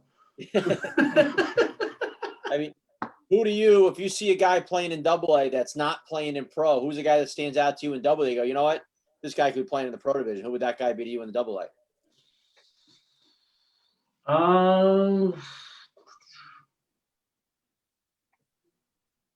Honestly, probably Marty Gloves, even though he's played pro here and there. Him, I mean, it's like as far as like AA. Damn. Oh, Matsushima kid from Wisconsin. I mentioned him earlier to Greg today. Yeah, and he's played pro before. He Yeah, played with Excitement. Oh yeah. he played growing up in Um, Wisconsin. Yeah, but George, yeah. it's funny. I said to Greg on our podcast last week that I remember one year when Kyle Kramer played with you guys in Fort Wayne, he didn't have a point in the tournament. Goose egg. Yeah, in AA, and he had just playing great in pro. And it really is a different game. You go to AA, guys are going hard. Guys are playing physical. It's running and gunning, and guys are just battling. Where pro is a lot more control. Yeah, smarter. Slow the game down. And I'm not saying obviously that a AA team is going to beat a pro team, but some of these pro guys, you throw a guy into AA, and it's not like you look at junior plays in it. Kettler plays. It's not so easy because guys go hard, and they probably pick it up more against those guys. Would you agree with that statement? I'd agree 100%. And so, I mean, is AA team going to step into pro and win? No, probably not. Right. Actually, definitely not. They're not going to win the tournament. Could they win a game? Maybe. Yes. But it's just different, you know. It's like balls out, and there's, it's less skilled. Like the playing junior simple. division was always like that D1 where its guys just go a little harder, right? And then remember Greg talking about that, and then pro was a little bit more patient. Slow the game down a little bit, right? Yeah. Pro's more like chess, and well, everything else is like checkers. Right. So George, for years, you went to school with Greg, you roomed with Greg in Lindenwood. You know, obviously you've been on the road with him a lot with the sniper stuff and state wars and tryouts or whatever. You got a good story for Greg Thompson for our fans you could share with us? Oh. PG-13 family program, right? Yes. Oh, yeah. The one that came to mind was actually, I can go with this one. I think it was our freshman, maybe like early sophomore year. We were rolling to a party, and there was like 10, 12 cars. We're at this gas station picking up some wobbly pops. And I don't know where this guy came from, but he like started coming after one of our friends, Robbie Carroll. We're at the gas station, like this guy all of a sudden like whips out a knife. And we're like, what in the world is going on here? And the guy like kind of came at Thompson, and he just one punched him at the gas station, knocked him out. I was like, who is this guy? Maybe taking the Suffolk out, Greg. It's so funny. Like I forgot about that story. Yeah, George. All these years, you know, George has been through a lot and has loads of stories, and he's got some memory. That was. You remember it now, Greg, when he brings it up? Yeah. I remember, you know, we were going to a party somewhere and just, you know, going to the gas station to fill up and get some DX on Highway 94. Yeah. And so there was a bunch of cars, and I think Robbie Carroll ran it because maybe he had the license, the fake ID at the time. I can't recall, but he was getting out of his car, and some guy tried like mugging him or just going after him with a knife. And the guy didn't realize that there were 5 carloads of guys with him. So like, I guess everyone got out of the car, and all of a sudden the guy pulled like a knife, and he was chasing Robbie Carroll around. Right, George? Around the car. Yeah, it was like around the car. We're just trying to like sizzle the situation. This guy was probably on something. God only knows. And yeah, I do remember just knocking him out. Yeah, and then we all just got in the cars and left. It was just a wacky situation. I'm glad no one got hurt and we got out of there alive. Except for him.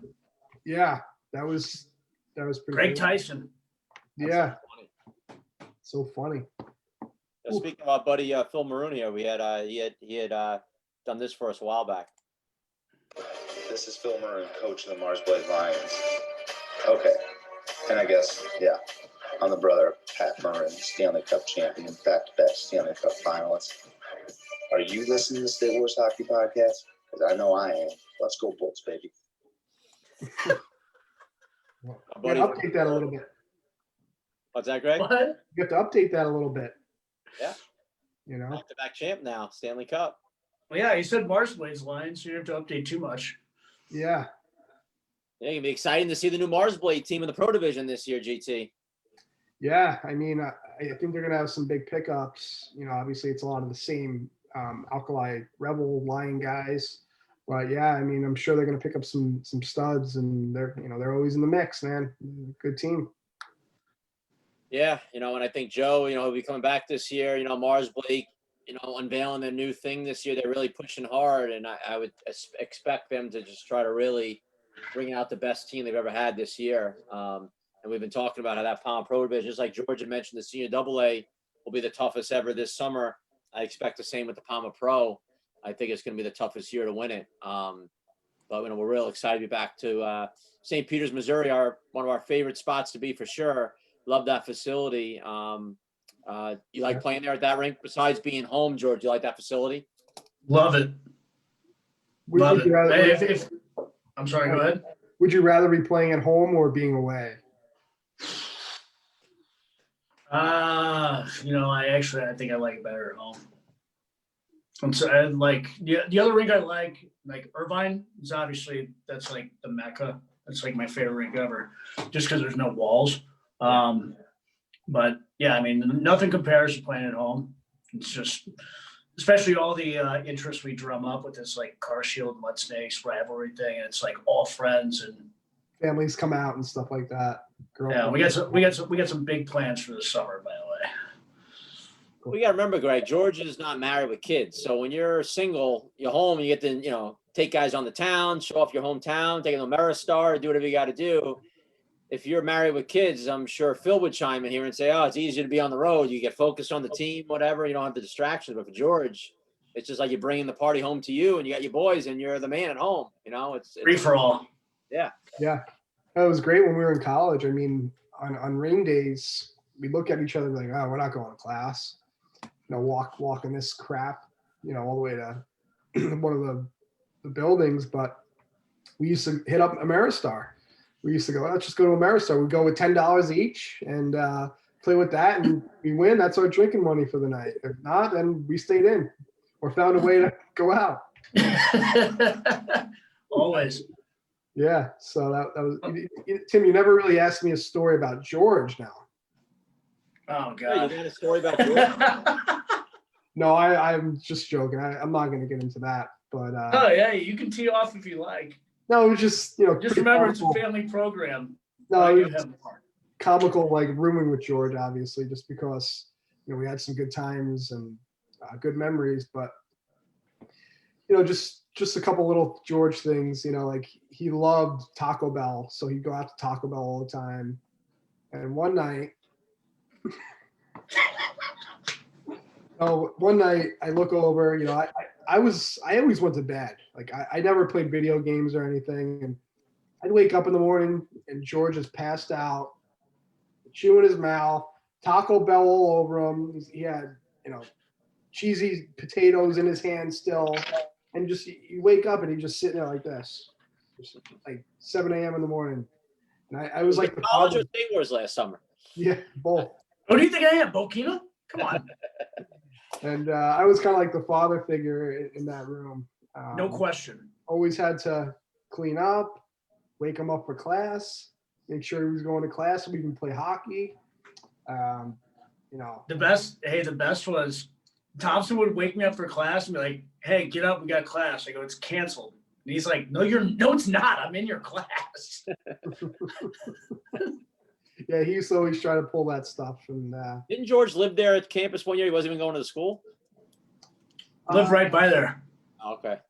Yeah, but some good times. And one thing that kind of not pisses me off, but it just kind of not rubbed me the wrong way, but it just kind of ticked me off was our senior year, right? We had nationals in St. Louis. Oh, God. It was our senior year. My senior year. This is I don't even know if George graduated, but I think it was supposed to be his. Oh, I did not. And we won nationals. It was awesome. We had our friends, our family, friends from school watching, and just a great time. And that night we won. They set up a party at Madison at the rink for us, like just an in-house party. They had a band there, drinks, everything was set. It was just an awesome atmosphere. And George is like, you know what? I'm not even going to that. I'm going to the Frozen Four, man. Frozen Four was in town. And I actually think I got you tickets for it, believe it or not, through Timmy Filangieri. Correct. Yes, who played for Boston.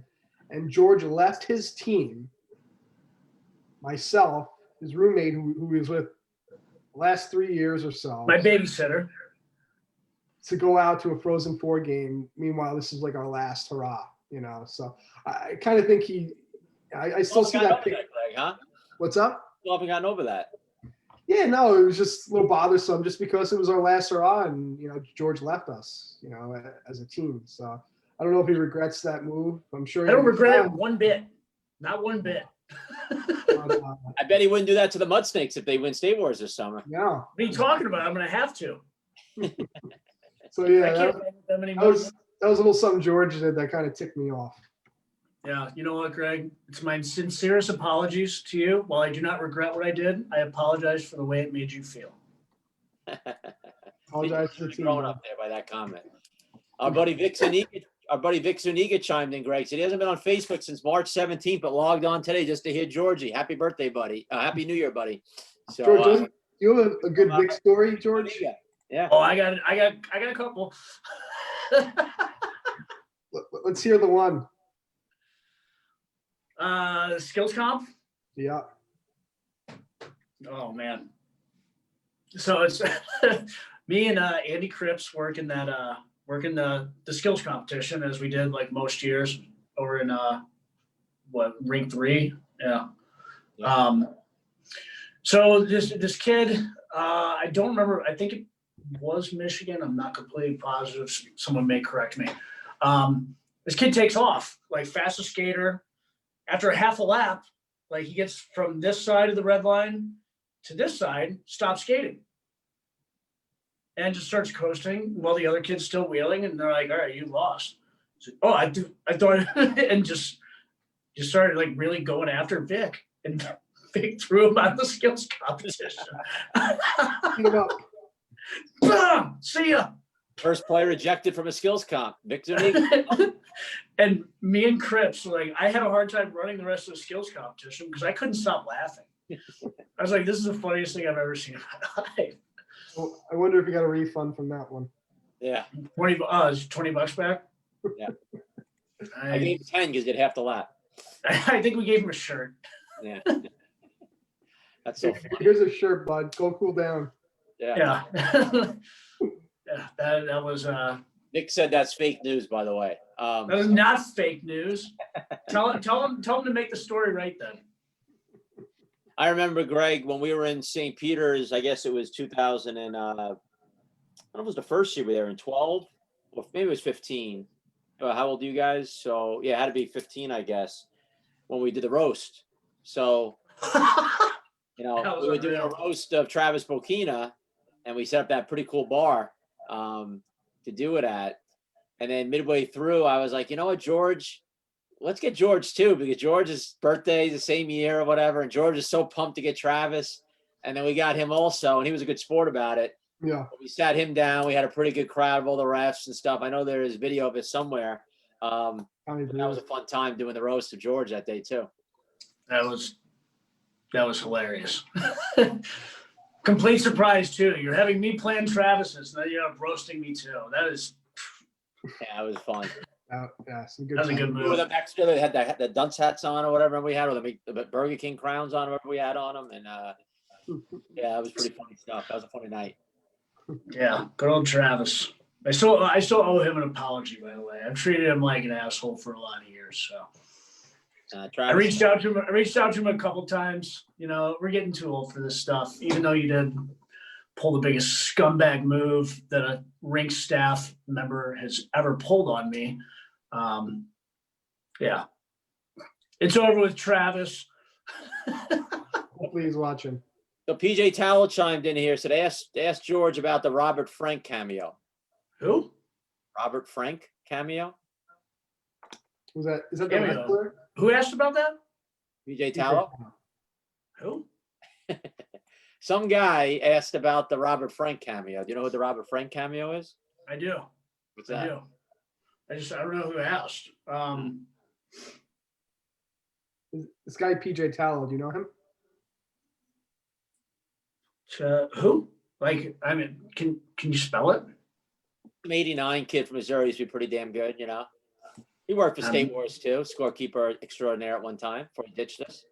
Not familiar. I had this cameo. I do have it. You get family program, but I can play it if you want. No, we don't have to play it. Is it dirty? It's I mean, there's a couple F-bombs in there.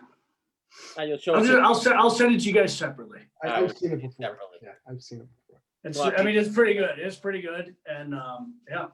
PJ's a family man now. He's got to respect our parameters here on this show.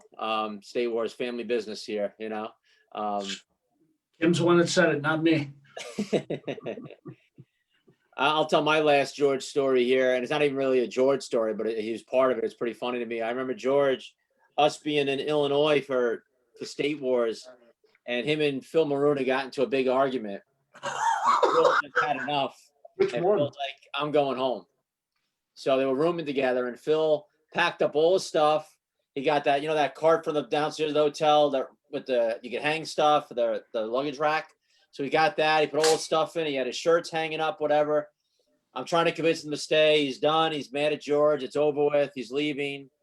So, okay. He goes downstairs. He sits down on the couch in the hotel lobby. I guess I don't know if he called an Uber. He was calling an Uber or whatever.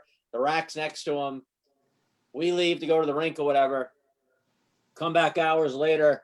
Phil's sleeping on the couch in the lobby still with his stuff still sitting there. Never went home, and him and George patched things up, and he stayed the rest of the tournament. So not really so much a George story, but it was pretty funny. He was involved with it. That was the night of Pat Canoni's engagement party. Yes. And we were at Old Town Poorhouse in Chicago. And Phil comes up to me, it's already half pickled, and makes me, I was wearing a Lululemon shirt at the time. He made me switch shirts with him in the bar so that he could hollow man a beer and then trade shirts back. Yeah. That's funny. Always good stuff here. Any other good stories, George, before we take you off here? No, it's, I really don't have any stories. I got stories. How about a guarantee for the Mudsnakes this summer? What should we expect from the Mudsnakes as a whole? I know you mentioned a 35 team this summer now too. So what should we expect from the Mudsnakes organization this summer at State Wars? A show. No, Stephen Campbell's doing a bunch of designs for us. We're going to come out with like a couple different jerseys, some new apparel stuff. We do have our store, unifiedgameware.com/Mudsnakes. Got another buddy of ours. His name's Mike Pilcher, Pilch Films on Instagram. He's going to do some video stuff for us. Other than that, just thank you to, Joe Cook, Rob Chernomid, people that, support us and support our team. They always kind of hook us up when they can. And this summer is going to be a lot of fun. We're going to, between us and Car Shield, it's like I said, it's going to be a show. Are you predicting a senior AA and 35 and over sweep for Mudsnakes this summer? You know what? I'm not one to make many predictions, Tim, but Gotta be confident, though. No, it wouldn't be a bad bet. We'll put it that way. Hey, you always got to say, I think I'm going to win. You hope everyone goes into the tournaments thinking they're going to win, right? Everybody, if you go into a tournament thinking you're not going to win, why are you playing? Exactly. So, I think we can win, but for me to sit here and say, yeah, we're going to win, I'm not. Maybe Not that we'll guy. match you guys up during round robin. What? So maybe we'll match you guys up during round robin. Maybe we'll have that $15,000 game instead of that little showcase. Yeah, we can do that too. 10% Me behind the bench. 10% of the house, George. Remember that. 10% of the house. I was going to say 15, but I'll take you for 10. All right, George, we really appreciate you spending your New Year's Eve day with us here. Love having you on. Obviously, you've been a big part of State Wars since the beginning, and always love having you on. Love having you as a good friend, and you're a great man for the sport, and thanks for being part of it today. Thanks for having me on, boys. I think you can imagine what I'm probably going to do right now, but I hope you guys have a happy New Year as well. Both of you being family men and everything now. That's right. I'd like to see a hollow man with that shirt on. Oh, yeah? I don't have any beer here right now. Oh, that's too bad. That's a lie. I'll see you, boys. Have a good one. Thanks, Ben. See you soon. Happy Take New Year. care. Happy New Year. There it was, George Collins, Missouri Mudsnakes. Like I said, we always highlight the pro guys here. There's plenty of characters in the sport in all different divisions, and we're going to start getting into more of that. Different weeks here with different guys. With George Collins, Greg, you've known him a long time. Great guy for the sport, and definitely when you look at the word character in the dictionary, he's definitely one of the faces you'll see there. Yeah, exactly.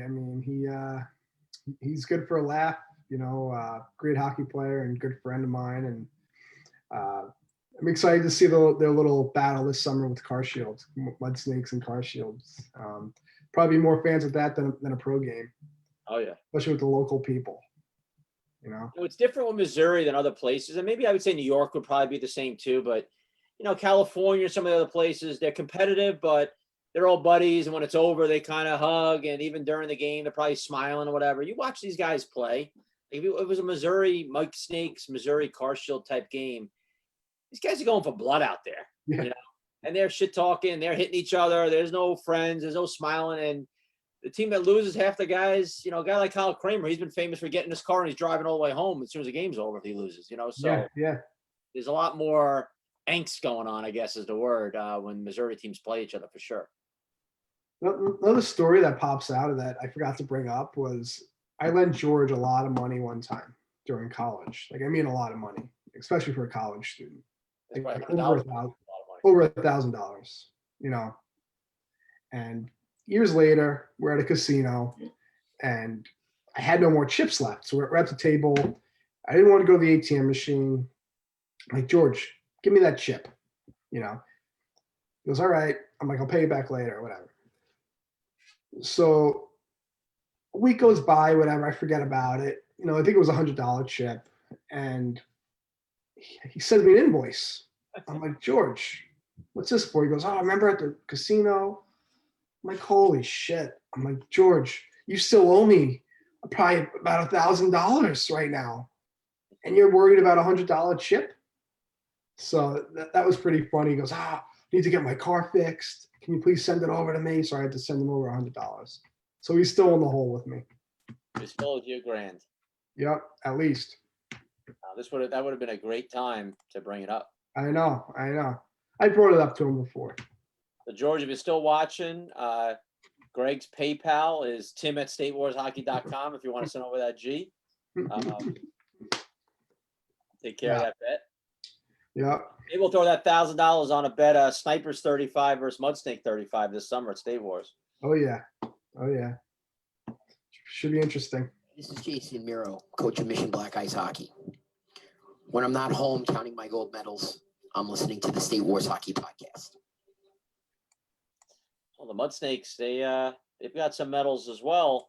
Like you said, since 2014, 2 bronze, 2 gold, and a silver. So they're definitely one of the creams of the crop in that AA division. But Car Shield, Missouri Car Shield, JP Bealston, Nick Hamilton's group, they got the better of them last summer in a great game. And when I think of that senior AA division, Greg, those are 2 of the teams obviously at the top of the list for me when I think about teams with a good chance to win, up there with Palma and some others. But both those Missouri teams are pretty impressive, and they could always be a 3rd or 4th there in the mix too. I know Hager always puts together, Markey puts together that Average Joe's team's always pretty good, and there's always some other guys. And now guys every year, younger guys coming into play.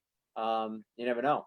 Yeah, no, exactly. And I'm curious to see what happens with 35s. I mean, there's guys, you know, like Tommy Bruce and Kyle Kramer who play on Car Shield Pro Team, but they're considered Mudsnakes.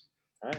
I'm not sure if Sully, I think Sully's an 86, right? So he could probably play 35s as well. And, you know, Sully, you know, I think he's a Car Shield guy, but, they claim they're Mudsnakes. So I don't know. So it should be interesting. Pressure on a lot of guys this summer. Yeah, you know, right. When it's your home state, you know, when it's away, so say it's in Michigan and you're from Missouri and 35s is a different time period than say pro or whatever, you may not come back a whole week later, you know, fly out again or drive out again. But at your home state, you want to play in everything. So I think you're going to see a much more increased level of play in 35 and over for sure. Yeah. This summer, with guys like you mentioned, and more guys, you know, turning 35 this year. Everyone loves that year when it's their year. You know, we say it's the one division that the rookies are the best players. So that 35 is going to be tough for Missouri teams this summer, I would think. Yeah, it's going to be a strong division. You know, you got your typical teams, you know, the Sniper team. I think Illinois is going to have a great team with Pete Messina, you know, playing 35s again, playing again and playing 35s. You know, there's going to be a lot of good teams and, you know, the international teams and obviously the Missouri teams, the California teams, the Michigan teams. So again, 35 is really not that old anymore. You know, a lot of guys are playing pro at 35 still. So should be fun. Should be a good one. especially GT getting on that Peloton now more and more. Watch out this summer. You may see a new and improved GT this summer. Yeah, get back on the Orange Theory and do this, play some hockey. I'll be golden. But I can say I did win with our team my rookie year in 35 and over. So can't hold that against me. No, you guys won for sure. And there's some New York players too turning 35. There's some guys in the mix or whatever to play next summer here. And you got John Mosenson, right? Adam Ross, like some of these guys, a lot of names being shot around here that are 86s to play next year. So I think New York's can be improved as well. And there's two good New York teams, Empire and the Snipers. So our team's very good, and hopefully we'll be better this summer. So looking forward to it. See that Michigan team getting better as well, Greg, too. So yeah, totally. It's going to be tough. In California, I mentioned a few weeks ago, Troy Redmond and Nathan Sigmund are both 286 that come to mind that are turning 35 this summer. So, if Palmer decides, hey, let's stack it, boys, and get those guys out, try scoring on Troy Reds in under 35. That might be tough. Yeah, exactly. Unless he just kind of sleeps through it and lets in some meatballs. But I don't see that happening. Yeah. I mean, he's the guy that said the international nets is like playing knee hockey. So some things are just easy for him, right? Exactly. But Nathan Sigmund, he would be, he'd be going hard out there. So without a doubt, a tough guy to keep up with in 35. So yeah, a lot of good stuff in the mix here. So yeah, great show today. It was great having George on. Definitely loving hearing some of those stories and hearing about all the things he's done in the sport between Missouri and California, all the companies he's been involved with, all the teams he's played with. He's just done a lot in the game. And just like we said, a great personality for the sport, and good recapping some of the things changing for the adult divisions this summer. I'm excited to do some of those prizes for the men's divisions, their money back, and real excited about that young pro team. And we're going to start really working on rosters for that and start getting doing some research on some of these young players and give some guys an opportunity to play in the Power Pro Invitational this summer for the first time. Yeah, I think that's going to be so cool. And I think, like I said earlier, guys are going to be ready to go and giving guys a shot playing a pro, the pro division, and the experience will do wonders for these kids. So I think that's so cool, and it's just good for the sport and good for USA roller hockey in general. Getting these guys going. Right. No, 100%. All right, great. Well, great job today. We got New Year's Eve tonight. It's gonna be a little different. I know we're just staying home or whatever. We got asked to go to some friend's house. We normally do. I think we're just going to stay home and just take it easy. I'm not a big New Year's. It's always amateur night to me anyway. New Year's Eve. I have no big interest in going out anyway. Just stay home with the kids and relax. And you guys doing the same, Greg?